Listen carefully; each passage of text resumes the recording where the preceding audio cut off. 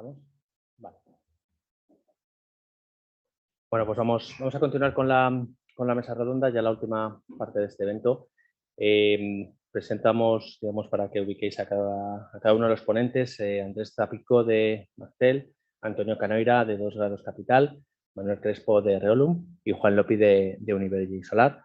Agradeceros vuestra presencia también aquí en esta mesa, agradeceros vuestra participación como sponsors del proyecto. Yo creo que es el momento de aprovechar para daros las gracias por haber apostado por realizar este estudio que pues esperamos que tenga un importante impacto no solamente a nivel español, sino que estas necesidades y estos mensajes se entiendan también en el ámbito de la Comisión Europea y a ver cómo conseguimos lanzar el almacenamiento.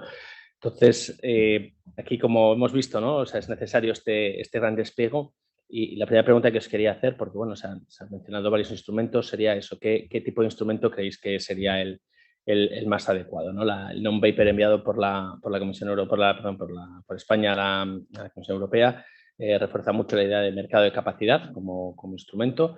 ¿Qué creéis? ¿Cómo consideráis este instrumento? ¿Puede estar demasiado volcado a ese concepto de potencia? ¿Cómo lo veis? Pues si queréis, por abrir la mesa, a la hora de, como ha demostrado el estudio y bueno, otros estudios también similares que se han realizado, al final de cuentas una batería o cualquier sistema de almacenamiento que montas en el sistema eléctrico pues tiene como 3 fuentes principales de financiación, que son el arbitraje, que son la prestación de servicios o que son cualquier otro tipo de pago, sea un pago por capacidad, sea un contrato, sea lo que sea que aporte ese flujo de caja que tiene que tener cualquier proyecto, cualquier alternativa de inversión. ¿Cómo se materializan estos o qué porcentaje de cada uno de estos componentes forman parte del ingreso total? Pues depende de los países. Sabéis que hay sitios como, yo que sé, el suroeste de Texas y Queensland y Australia y por ahí, donde realmente la parte de servicios pues, tiene mucha relevancia y sin embargo hay otros donde no, como viene a ser un poco el caso que tenemos nosotros en Europa y concretamente en Iberia. Y el arbitraje, pues yo creo que habrá modelaciones parecidas, pero no mejores que la que se ha hecho en este estudio y los resultados que dan pues también se ve muy claro que el conjunto de ingresos que se obtienen por parte de los mercados de energía y por parte de la prestación de servicios en el entorno ibérico no pagan la rentabilidad mínima que podría exigir cualquier inversor que quisiera participar en este mercado. Con lo cual, sí que creemos que un mercado de capacidad o cualquier otro mecanismo de retribución de la capacidad, no tiene por qué ser un mercado directamente, puede ser una subasta de capacidad, puede ser un pago, cualquier fórmula que nos permita obtener un flujo de caja adicional, pues es imprescindible para poder lanzar las inversiones, al menos en el campo de las baterías y lo que hemos visto también en el campo del bombeo, con todas las matizaciones que se han hecho a la hora de mirar las cuentas del bombeo, si son 50 años es poco o es mucho, y la diferencia tan grande que hay entre proyectos que ya son greenfield, que yo creo que aquí el problema no es nada, el problema es que se haga o que no se haga en un greenfield y los costes que tiene. Pero bueno, teniendo en cuenta todas estas matizaciones que efectivamente pues, se pueden ajustar más o menos los parámetros del estudio y los ingresos, yo creo que es necesario. Yo creo que también el paper de la... Y yo creo que el problema para introducir mercados de capacidad en los países europeos, pues sabéis que es que la Unión Europea hasta hace relativamente poco, yo diría que el año pasado por estas fechas, no contemplaba ningún mecanismo que estuviera fuera del mercado. Es decir, que cuando tú querías demostrar que o querías justificar un mecanismo de pagos por capacidad en un país, tenías que demostrar que era necesario, que no había fallos de mercado, que el estudio regional permitía que aunque tú tuvieses alguna carencia de capacidad en tu sistema, no podías ser subsanada por importaciones, etcétera, etcétera. Pues todo ese procedimiento para justificar que necesitas un mercado de capacidad para dar seguridad de suministro, etcétera, etcétera, pues es complejo. El non-paper de la Administración española ya lo indica y yo creo que debería relajarse o debería facilitarse todo este proceso para la justificación del mercado de capacidad. Lo pide también la respuesta de ENSOE, al menos lo que he visto yo en el resumen que se ha hecho a la consulta que ha abierto la comunidad, y yo creo que esta es la vía por la que debemos ir avanzando. Entre otras cosas porque, bien sea porque se relajen los procedimientos para validar los mercados de capacidad, bien sea porque se mantengan, pues lo que hemos visto es que los mercados de capacidad al final aparecen en Europa. Por temas más orientados a investigación, por temas de certificados, como fue en su momento Francia, por temas de subastas de capacidad total, todo el mundo Revolutum en Inglaterra, como quieras, pero al final van saliendo. Pues yo creo que en el entorno ibérico no veo otra alternativa más.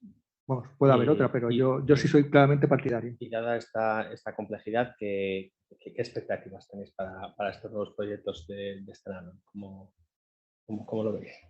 Bueno, en lo que se refiere al sistema retributivo específico, ¿no? Requiere mucho tiempo de tramitación en Europa, ¿no? Entonces, para largo plazo, pues puede ser una solución, ¿no? Al final, este mercado de capacidad debe permitir el desplazar la energía de unas horas a otras, ¿no? Que es básicamente lo que necesitamos, ¿no? Saturar los nodos eléctricos con generación renovable. A corto plazo, pues pensamos que el mercado de capacidad se debe adaptar con los servicios auxiliares necesarios y se les retribuyan de una manera razonable los servicios que por ejemplo, las centrales hidroeléctricas reversibles proporcionan a la seguridad del sistema eléctrico. ¿Alguna opinión más por aquí? Sí, bueno, yo creo que la finalidad, no sé si me oyen. Sí, bueno, la finalidad de todo esto debería ser al final obtener una regulación sobre un mecanismo de retribución lo más completo posible, como está viendo en el estudio. Que este mecanismo de retribución, lo más importante es que vea cada una de las posibilidades que tiene el almacenamiento para cada una de las tecnologías y cada una de las configuraciones que puede tener esa tecnología. Al final, cuando tengamos esto, que debe ser pues, nuestro hito final, seguramente eliminemos gran parte de la incertidumbre que tienen estos proyectos y podamos desarrollarlos de la mejor forma posible. Si me permitís, yo creo que este debate, que es necesario, el qué tipo de ayudas necesitamos, está por desgracia demasiado lejos de la situación de los poderes públicos en cuyas manos está regular esto, ¿vale? Y a mí me preocupa ese distanciamiento. Hay un abismo enorme entre nuestro debate, que es cuál es la fórmula concreta que necesitamos, y su situación ahora mismo, que es, aparentemente, no necesitáis ayuda. ¿Vale? Entonces a mí me preocupa mucho más esa visión. A mí me preocupa mucho más que se esté tratando el almacenamiento como un extra adicional, que si sale compitiendo en condiciones de mercado, estupendo para todos, y si no sale, chico, mala suerte, haber competido mejor, cuando tenemos que tratarlo como algo necesario. Si es necesario, no podemos darle ese tratamiento de, bueno, oye, si funciona con las diferencias de precio intradiarias o las que tú quieras, ¿no? Si funciona con diferencias de precio, que se ganen el pan y que compitan en el mercado. Las renovables, cuando empezamos a desarrollarlas, todos teníamos claros que hacía falta, y como hacía falta, las ayudamos a empezar a mover, ¿vale? Entonces luego ya se puede mover solo. Esto en física todos lo hemos visto, es mucho más difícil empezar a mover algo que mantenerlo en movimiento. Bueno, pues me gustaría que el Ministerio, las administraciones públicas en general, incluso Europa, tuviesen muy claro que esto no es accesorio, esto es necesario. Necesitamos el almacenamiento, ¿vale? Partiendo de ahí, empecemos a discutir cómo podemos empezar a mover ese bloque y que luego ya se mantenga en movimiento solo.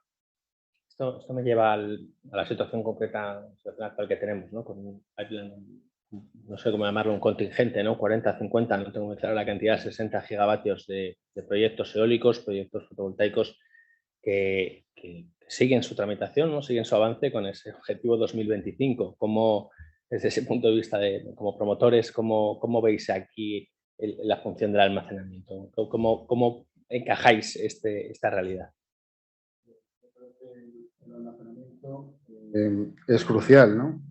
No puede haber transición ecológica y energética sin almacenamiento. Estamos viendo ya casos de vertidos de energía renovable de una manera pues lamentable, ¿no?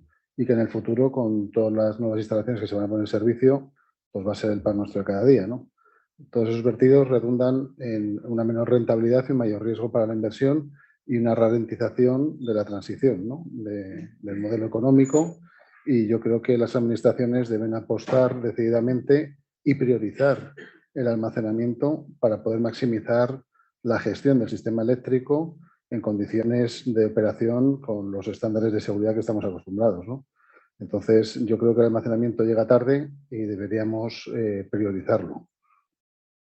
Yo te puedo decir, Raúl, que la realidad es como esta mesa redonda, que de redonda no tiene nada. Es decir, está anunciada como mesa redonda, pero luego la ves y dices, hostia, esto de redonda no tiene nada. Esto es igual. En teoría se pueden tramitar almacenamientos. Venga, ponte a ello. O sea, no se puede, ¿sabes? No se puede. Por H o por B, la realidad es que no es lo que se dice. Hablando de esas dificultades, ya que las traes a la mesa, ¿cómo podéis concretar un poquito más qué problemáticas? Hace una semana sacamos una nota de prensa alertando, ¿no?, de esa problemática con los nudos de capacidad, cómo se consigue solicitar capacidad para 300 o 400 megavatios para una instalación de almacenamiento.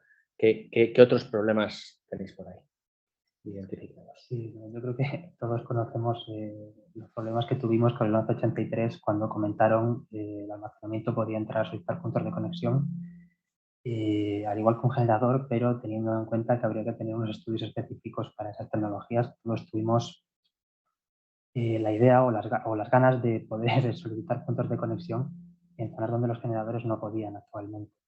Pero bueno, la realidad es que al final, debido a que se ha asimilado completamente el funcionamiento de un almacenamiento a un generador, no es solamente por tema de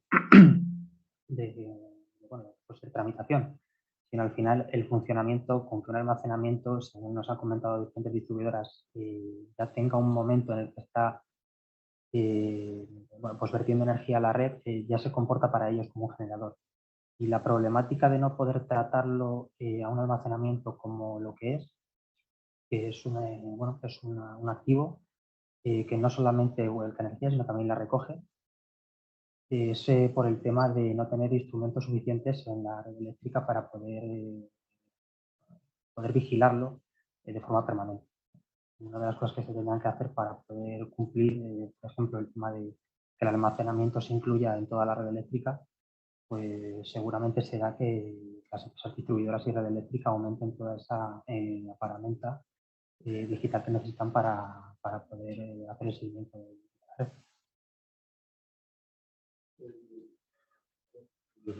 Que el almacenamiento se asemeje a generación, pues bueno, está bien porque te permite optar a los nodos, a las subestaciones con unas potencias para ocupar un lugar, pero con capacidad síncrona, dando al sistema pues una serie de fortalezas que es muy necesario en el ámbito de la maximización de las energías renovables, ¿no?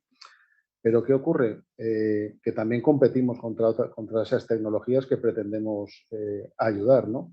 Entonces, realmente el sistema está montado para saturar, para tomar la potencia de un nodo, y si el que ha ganado ese concurso o tiene ese permiso, pues si es una fotovoltaica, pues va a estar en servicio, pues eso, la rampa solar, las 12 horas, por ejemplo, ¿no?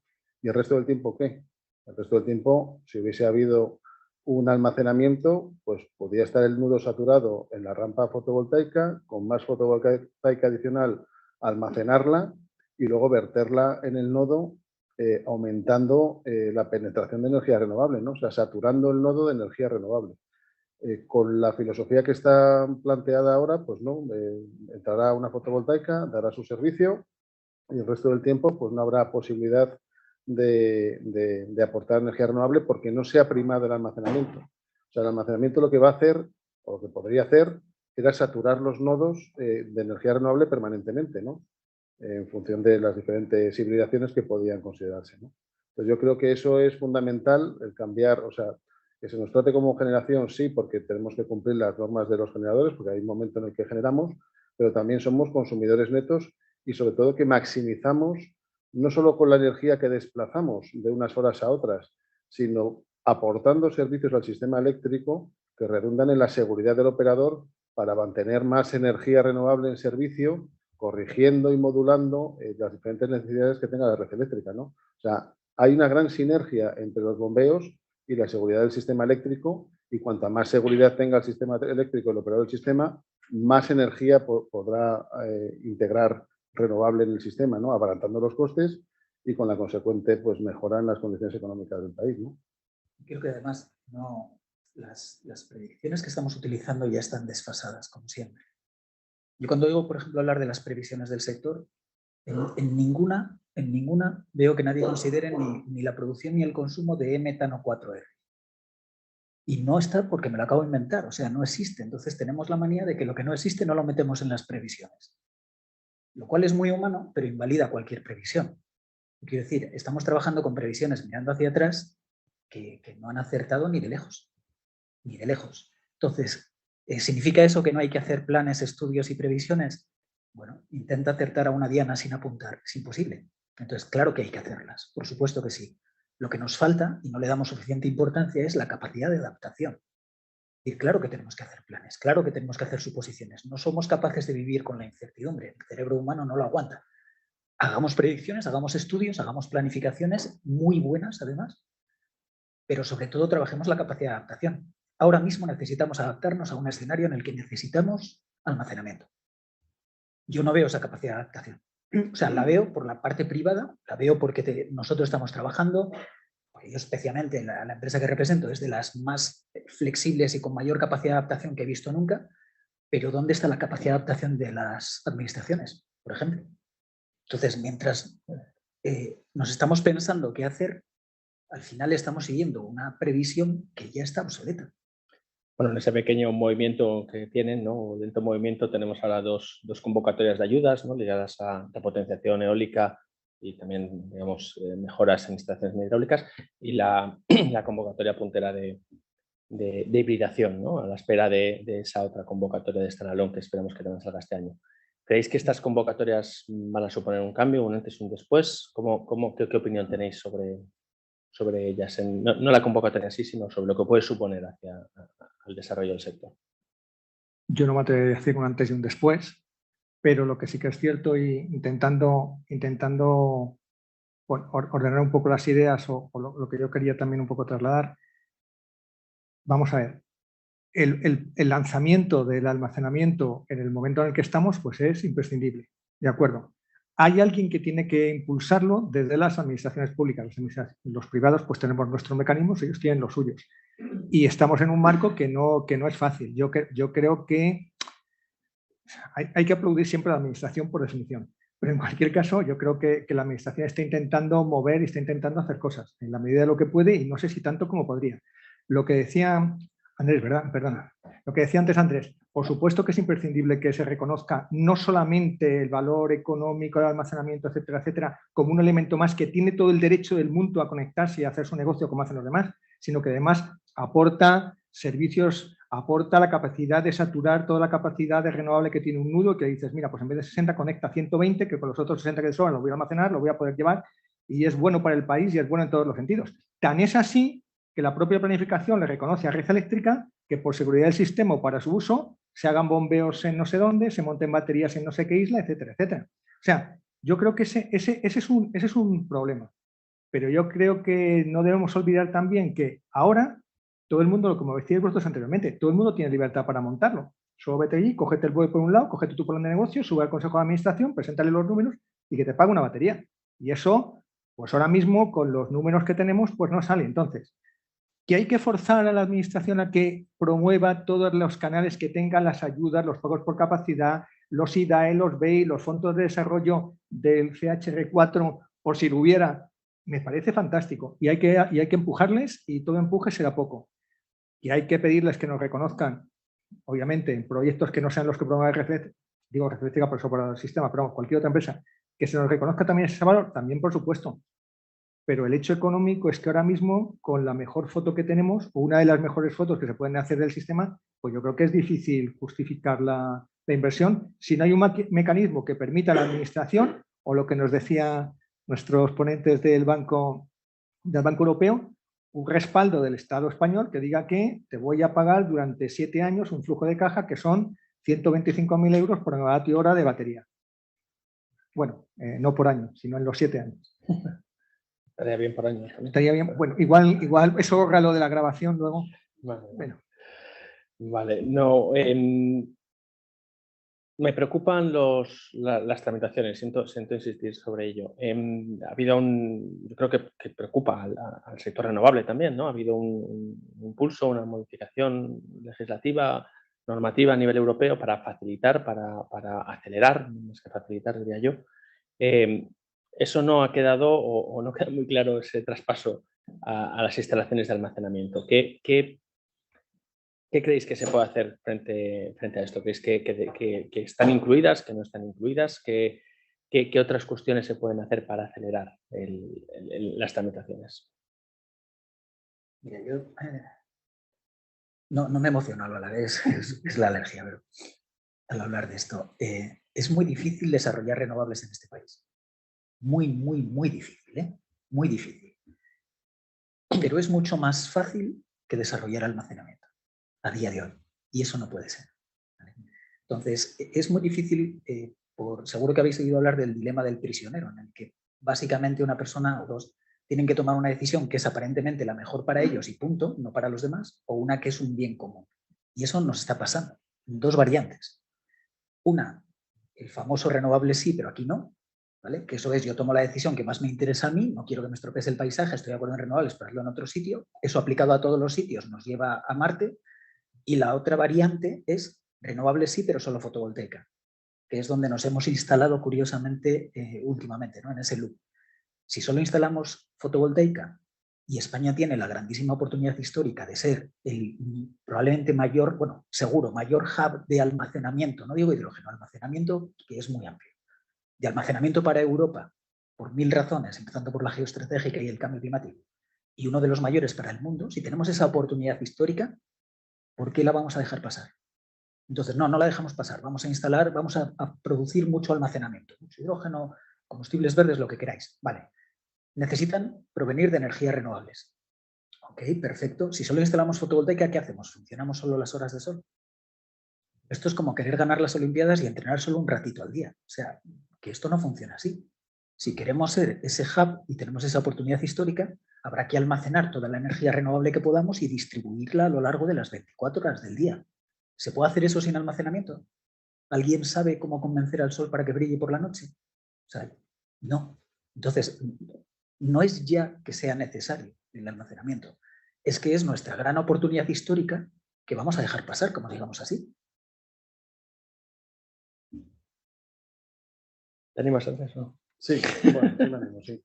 A ver, en el caso concreto de las centrales hidroeléctricas reversibles, yo noto bastante apoyo por parte de la Administración, ¿no? En medio ambiente, en energía, en industria, un decidido apoyo. Faltan muchas cosas por hacer, ¿no? A nivel regulatorio, a nivel de retribución, como estamos comentando en esta jornada, ¿no?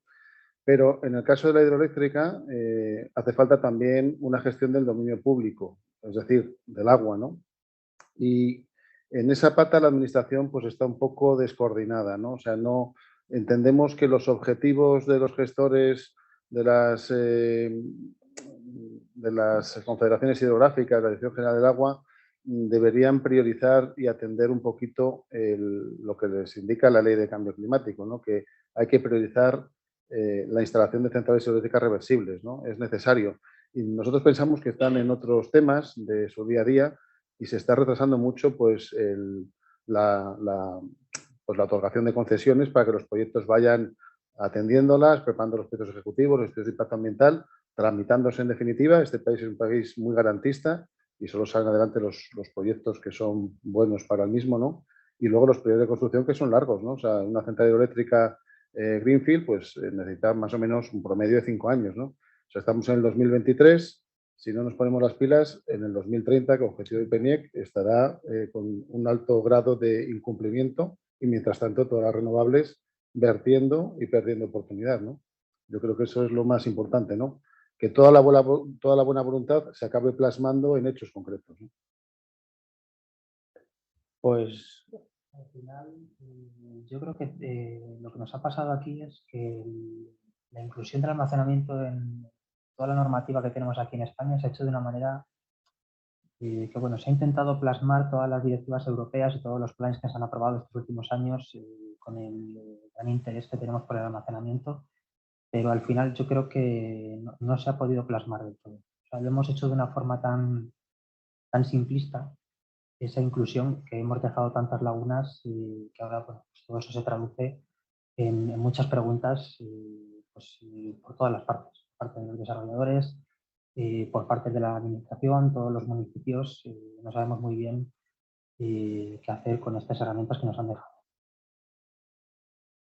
Pues muchas gracias. Pues con el ánimo de hacer un poco más redonda la mesa, si alguno de los presentes quiere hacer alguna reflexión, algún aporte, un momento.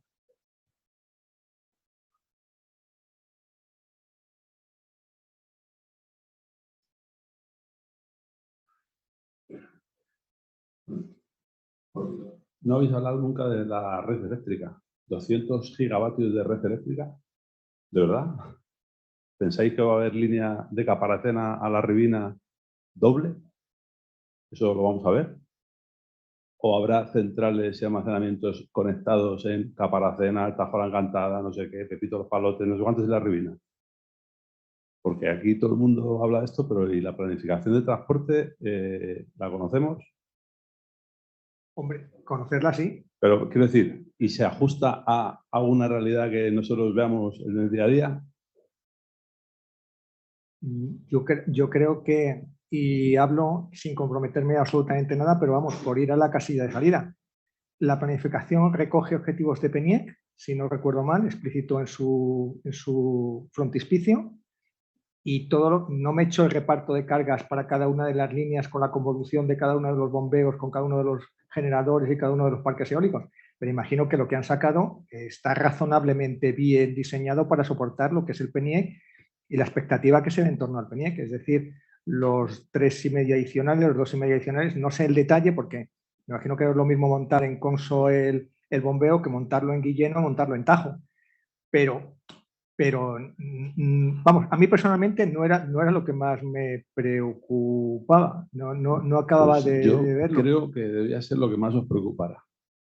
Porque Pues no va a salir por ninguna línea de las que hay ahora todo lo que se va a construir y no se van a construir líneas. O sea, no sé si veis el ritmo que construyen las líneas o la cantidad de gente que sale a que no se construye la línea. Este problema renovable es mínimo minimorum al lado de las líneas de la propia renovable. Pero el planteamiento que haces es un escenario en el que hablemos de almacenamiento eléctrico o almacenamiento orientado a devolver electricidad al sistema.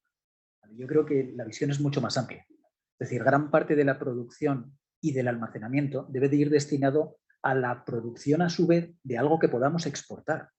Que España sea un hub exportador, y para eso no hacen falta líneas, porque probablemente las instalaciones sean muy cercanas a los centros de producción.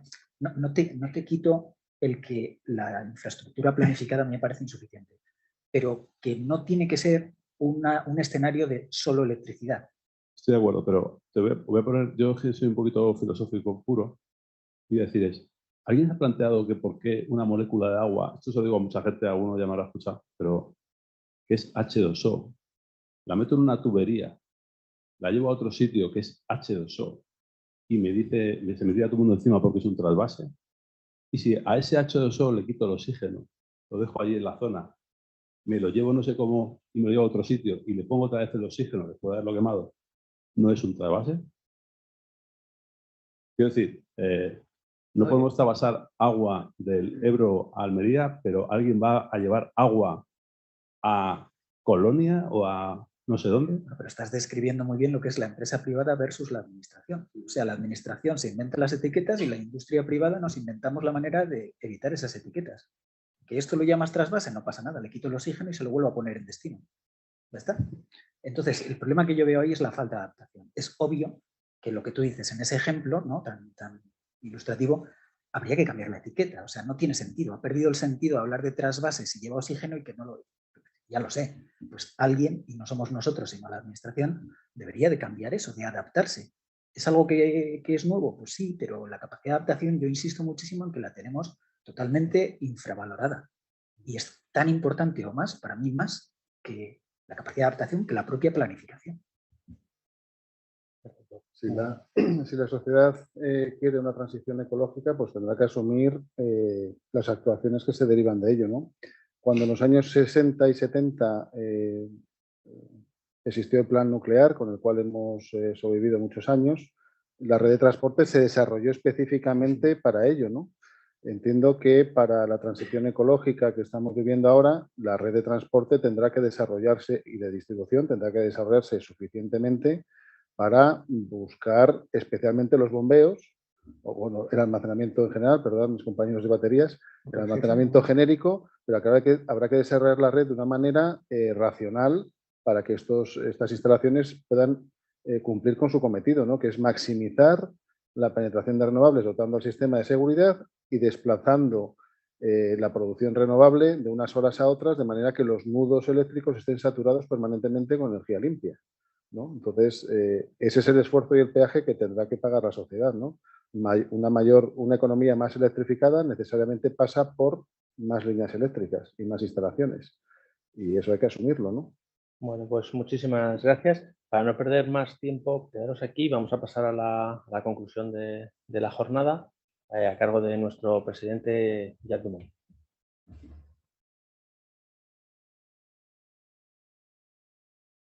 Buenos días, bueno, ya casi buenas tardes. Va a ser breve, ¿no? Que ya empezaremos a pensar el fin de semana. Lo primero, dar las gracias y enhorabuena a todos los que habéis participado. Muchas gracias a Garrigues por el auditorio, que siempre se agradece para el tipo de evento que somos. Necesitamos estas infraestructuras y no es sencillo. Gracias especialmente a Gervasio y Simulide por el estudio, que la verdad que ha quedado muy bien a mí, la verdad que me ha sorprendido gratamente.